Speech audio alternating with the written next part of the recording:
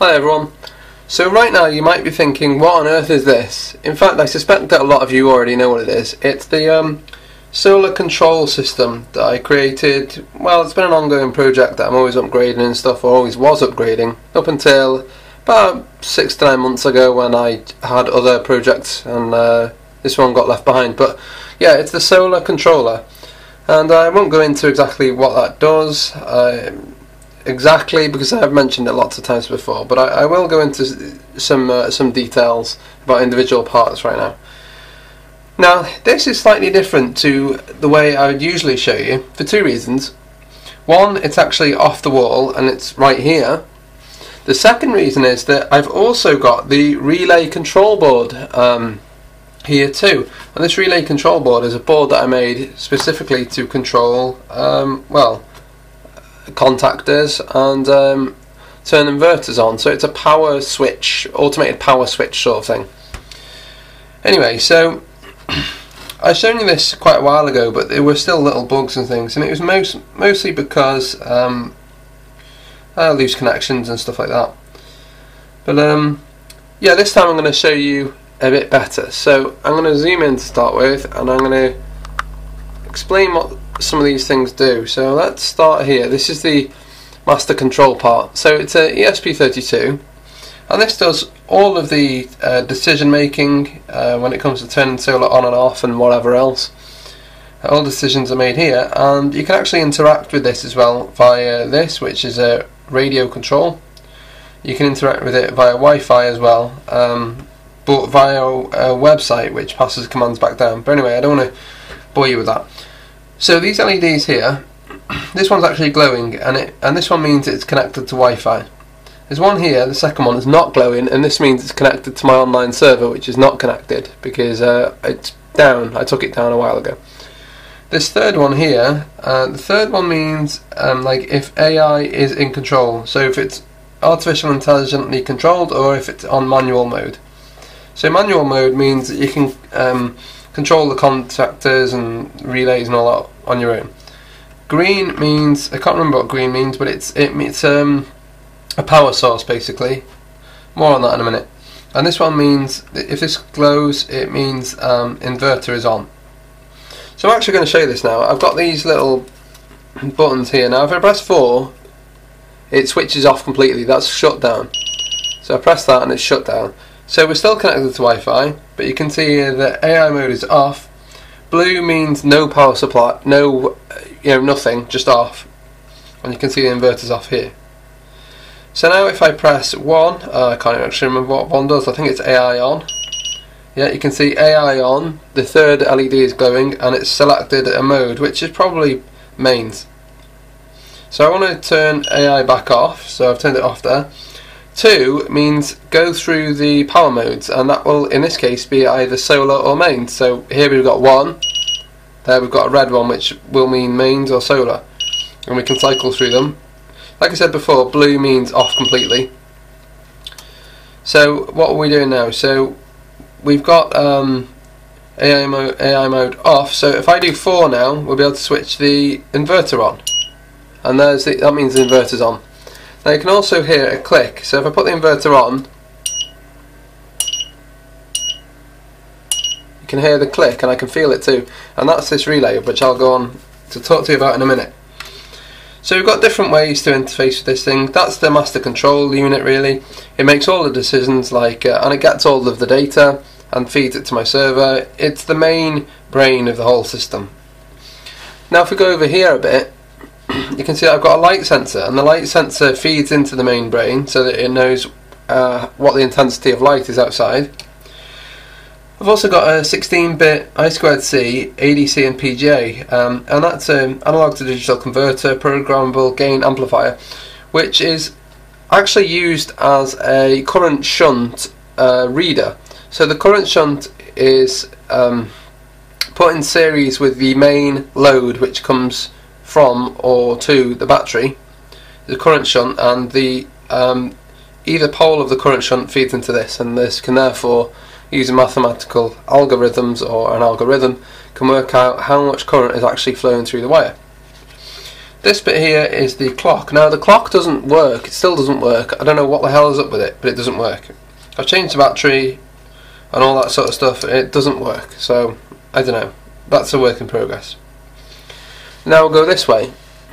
So this way, over here you can see an Arduino Pro Mini and an RS485 to TTL converter and an LED. Now it's not actually doing anything at the moment because this actually connects to the charge controller.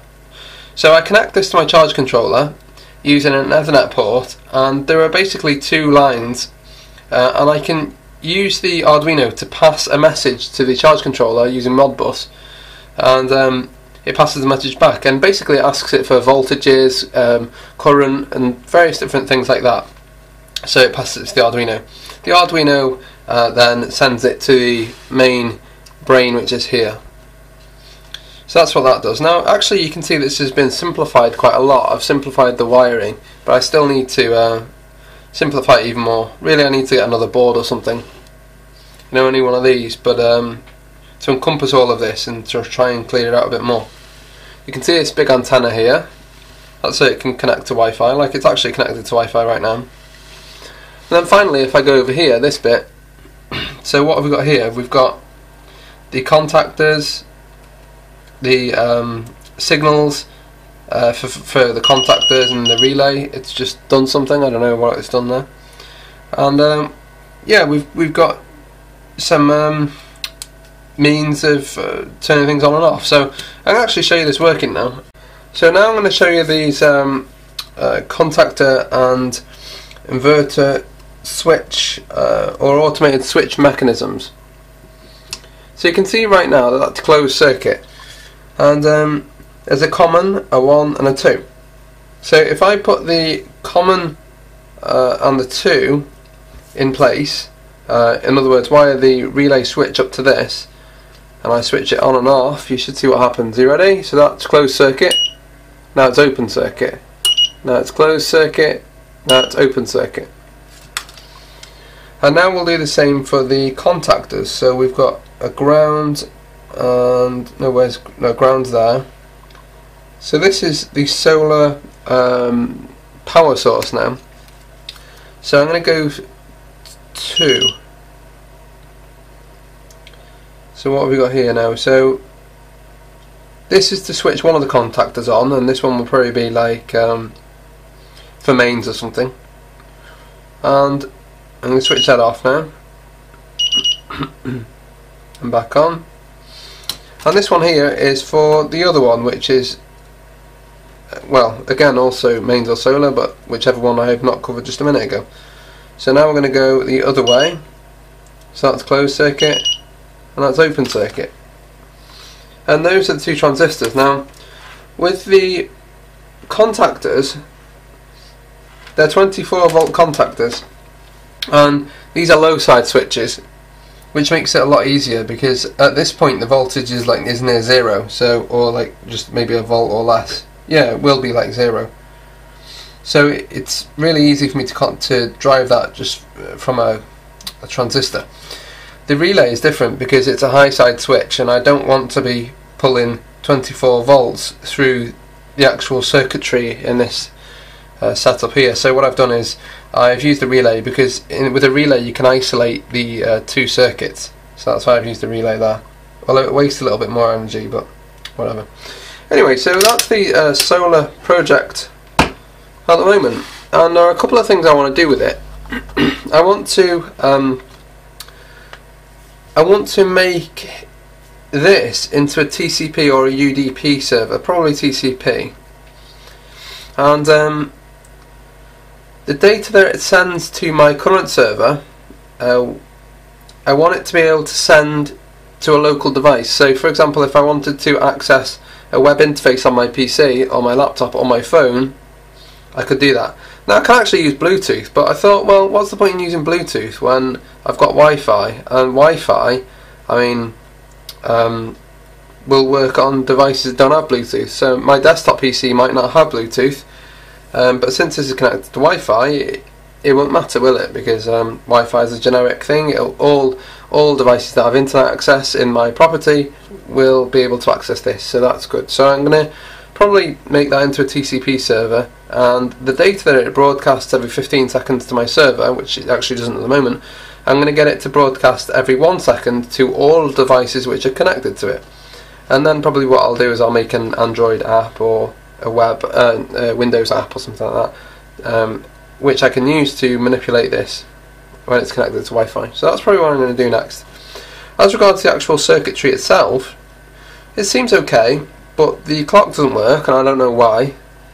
And it's just generally a bit messy. Now these wires, some of these are quite necessary because obviously that's to do with the way the tracks are designed on the board. Same goes for these. Some of these are necessary. But here, however, particularly where there are loads of those crammed in, and I've got all this here, this could be tidied up, but I don't know exactly how I'm going to do that yet. Ideally I want the whole lot on one board, but well, apart from this one, this has got to be independent, because it would be silly to pull 24 volts and all these connections through when I could just do it this way, through an Ethernet cable. Anyway, so that's where we are at the moment, and as usual, I hope you like the project. Bye!